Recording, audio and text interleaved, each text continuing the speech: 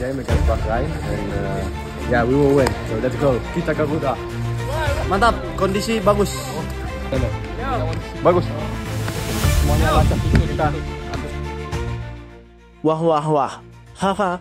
Pesona dari para pemain Indonesia bikin para cewek-cewek Bahrain belum tak mampu berkedip, terutama pemain ini. Siapakah dia? Simak berita selengkapnya hanya di GD News. Bahrain dan Cina lakukan hal licik agar Indonesia tidak bisa tampil prima. Simak berita selengkapnya.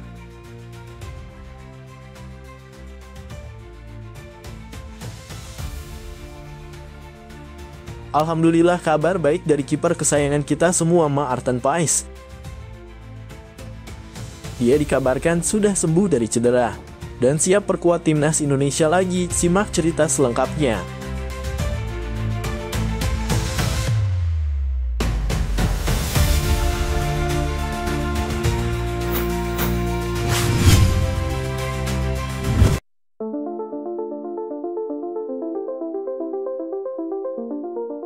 Kabar baik datang dari pemain naturalisasi Indonesia, Maarten Paes, yang kini sudah pulih dari cedera. Kiper utama FC Dallas di Major League Soccer (MLS) itu kini dalam kondisi fisik yang prima dan siap untuk memperkuat timnas Indonesia di laga-laga mendatang. Setelah absen beberapa waktu karena cedera, Paes telah menjalani proses pemulihan yang intensif dan kini dinyatakan fit untuk kembali ke lapangan. Menurut sumber terdekat, Paes sangat antusias untuk kembali membela Garuda di ajang internasional, terutama dalam persiapan menghadapi kualifikasi Piala Dunia 2026. Pemulihannya ini menjadi angin segar bagi pelatih Shin Tae-yong yang sedang mencari komposisi pemain terbaik untuk memperkuat skuad. Saya sangat senang bisa kembali fit dan siap bermain lagi. Saya sudah tidak sabar untuk memberikan yang terbaik bagi timnas Indonesia, kata Paes dalam wawancaranya usai dinyatakan pulih total. Kehadiran Paes tentu saja diharapkan bisa memperkuat lini pertahanan Indonesia, mengingat pengalamannya di MLS dan kemampuan hebatnya di bawah Mister Gawang. Para penggemar timnas Indonesia pun menyambut kabar ini dengan penuh harapan, menantikan aksi gemilang Paes dalam menjaga gawang Garuda. Itu tadi cerita dari admin. Ayo kita sama-sama berdoa di kolom komentar untuk kesembuhan kiper kesayangan kita satu ini.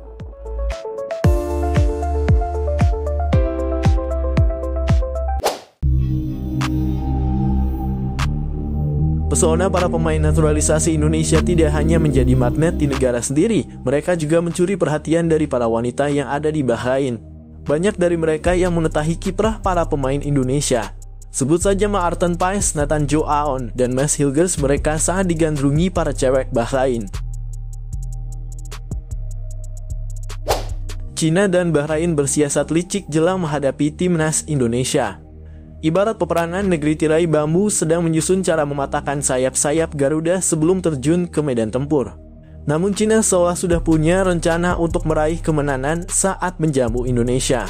Untuk melemahkan dukungan buat timnas Indonesia, Cina juga melakukan segala upaya agar bala bantuan berupa supporter merah putih sulit atau berat datang langsung ke Stadion Qingdao.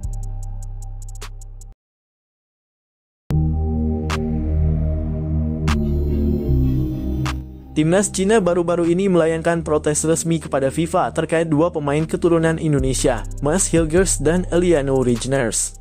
Mereka mengklaim bahwa kedua pemain tersebut tidak memenuhi syarat untuk membela timnas Indonesia dalam ajang internasional karena masalah terkait proses naturalisasi dan kelengkapan administrasi.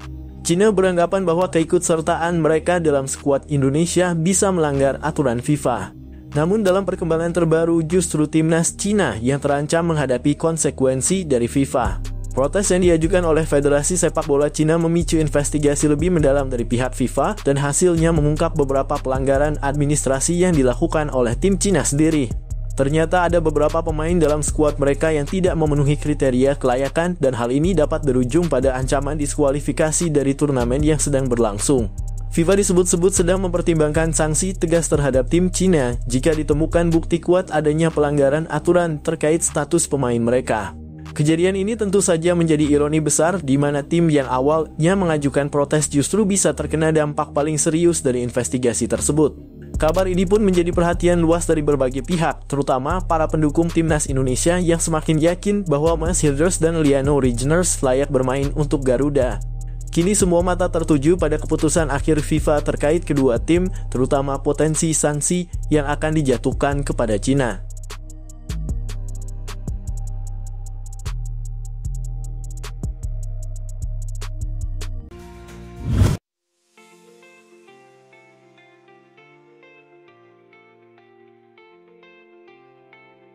Pelatih Timnas Indonesia Shin Tae-yong angkat bicara andai pasukan Garuda lolos ke putaran final Piala Dunia 2026. Timnas Indonesia masih on the track untuk meraih mimpinya lolos ke putaran final Piala Dunia 2026. Saat ini pasukan Garuda telah menjalani 2 laga kualifikasi Piala Dunia 2026 putaran ketiga dengan hasil 2 kali imbang.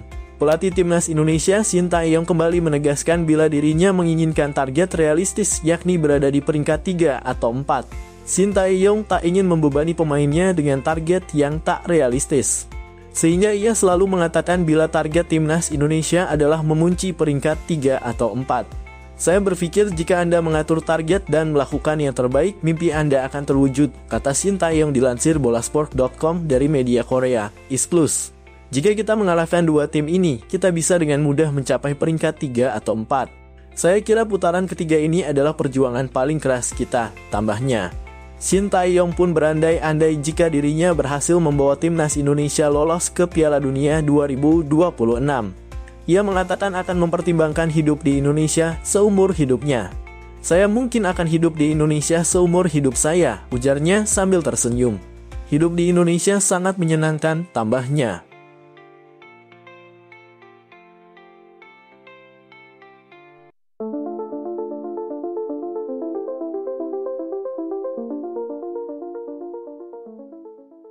Justin Hubler dan Sandy Walsh dicoret Shin Tae-yong untuk laga Timnas Indonesia melawan Bahrain dan Cina.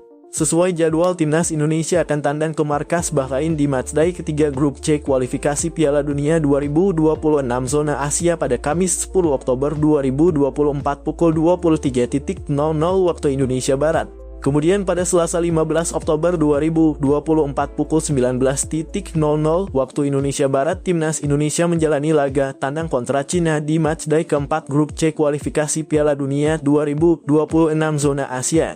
Hingga H-9 jelang melawan Bahrain, Shin Tae-yong belum mengumumkan daftar pemain yang dipanggil. Padahal Bahrain sudah mengumumkan skuad pendahuluan yang berisikan 29 pemain sejak pekan lalu.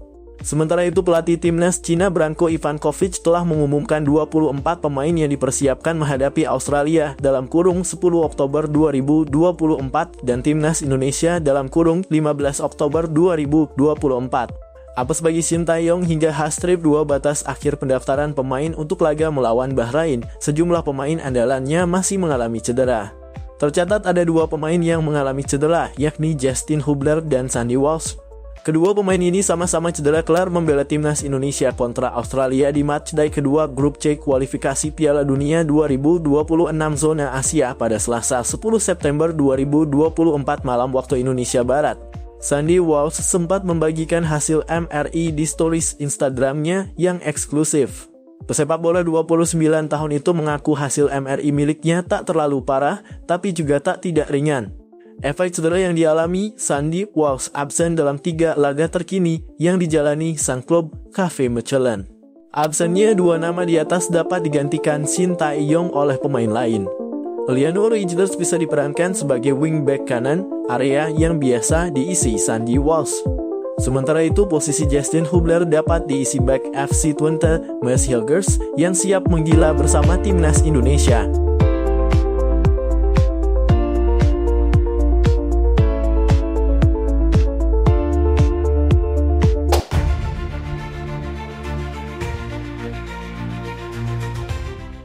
Dalam sebuah podcast, mantan pelatih Timnas Futsal sekaligus pundit nasional Coach Justin memberikan pernyataan tegas mengenai dukungannya terhadap Ketua Umum PSSI, Erick Thohir.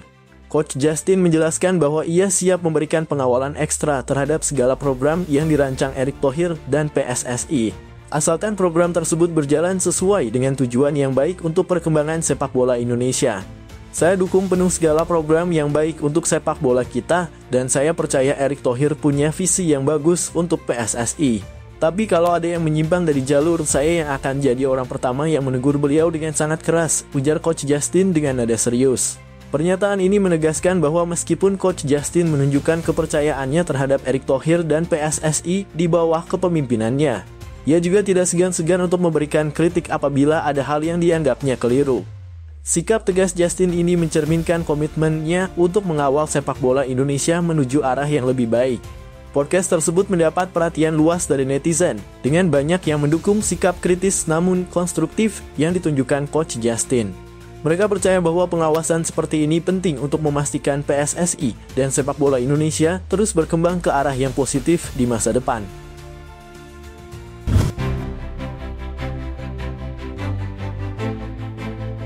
Mencoret 3 pemain bintang timnas Indonesia demi memberi tempat kepada Maes Hilgers dan Eliano Reijnders.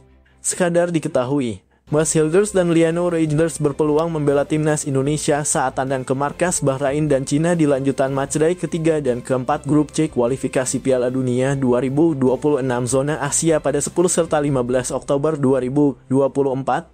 Kehadiran 2 pemain ini otomatis membuat Shin Tae-yong harus mencoret sejumlah pemain yang sebelumnya dibawa kontra Arab Saudi dan Australia di matchday pertama dan kedua. Sebab Shin Tae-yong biasanya memanggil 26 pemain untuk mengarungi 2 laga kualifikasi Piala Dunia 2026 zona Asia.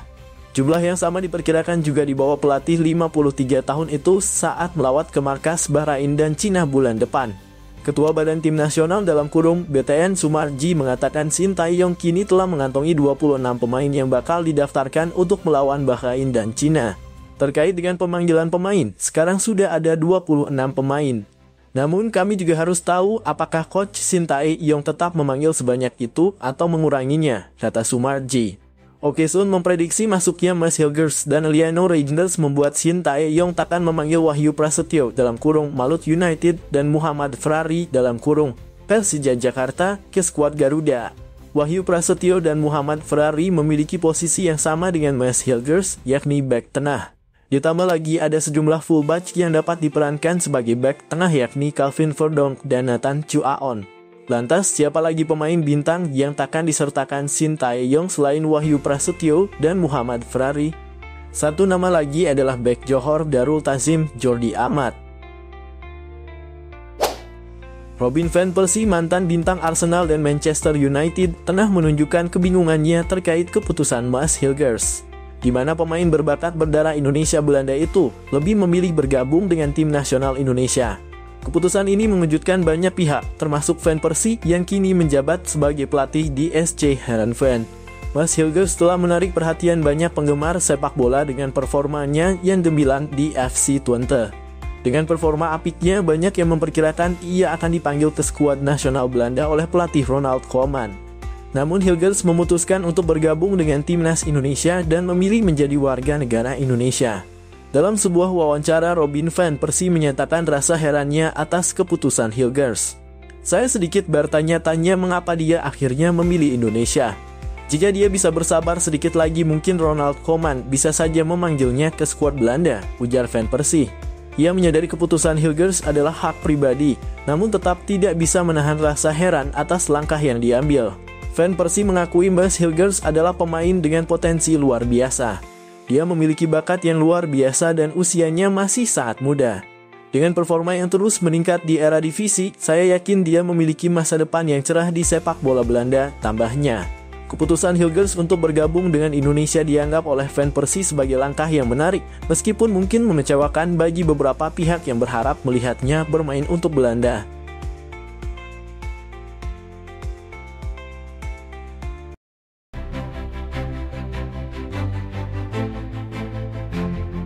Pelatih Bahrain Dragan Talajic mengungkapkan rasa waspadanya menghadapi timnas Indonesia dalam kualifikasi Piala Dunia 2026. Meskipun Indonesia tidak dianggap sebagai tim unggulan, perkembangan pesat mereka di bawah arahan Shin Tae-yong serta kehadiran pemain keturunan yang bermain di Eropa membuat Bahrain ketar-ketir. Indonesia memang masih berada di peringkat FIFA yang lebih rendah dibanding Bahrain, namun Talajic menyadari bahwa timnas Garuda tidak bisa diremehkan. Ia menilai Indonesia kini semakin solid dengan kehadiran pemain keturunan yang meningkatkan kualitas permainan secara keseluruhan. Kehadiran pemain keturunan seperti Jordi Amat, Sandy Walsh, dan Saina Patinama membuat Bahrain khawatir. Mereka bukan hanya menambah kedalaman skuad, tetapi juga membawa pengalaman dari liga-liga Eropa yang sangat berharga. Kombinasi pemain lokal dan pemain keturunan ini membuat permainan Indonesia lebih sulit ditebak dan jauh lebih kompetitif. Talajic mengakui bahwa potensi dari para pemain keturunan ini membuat Bahrain harus ekstra hati-hati. Sebelum kemudian kami tidak punya ekspektasi apapun karena ini adalah 18 tim terbaik di Asia. Kami berada di grup yang sulit, tapi saya optimis kami akan berjuang untuk setiap poin dengan setiap lawan, kata Dragan Talajic. Dalam hal nilai pasar, timnas Indonesia juga menunjukkan peningkatan signifikan. Total nilai pasar pemain Indonesia mencapai 274 miliar rupiah, jauh lebih tinggi dibandingkan Bahrain yang hanya bernilai 162 miliar rupiah. Meskipun nilai pasar bukanlah satu-satunya indikator kekuatan, ini menunjukkan bahwa Indonesia semakin kompetitif. Selain faktor pemain, Shin Tae-yong sebagai pelatih juga menjadi alasan Bahrain tidak bisa bersantai. Pelatih asal Korea Selatan ini terkenal dengan taktiknya yang fleksibel dan sulit diprediksi. Bahrain sadar bahwa menghadapi Indonesia di kualifikasi Piala Dunia 2026 tidak akan mudah. Mereka harus waspada terhadap taktik Shin Tae-yong yang mampu memaksimalkan potensi setiap pemain di skuadnya.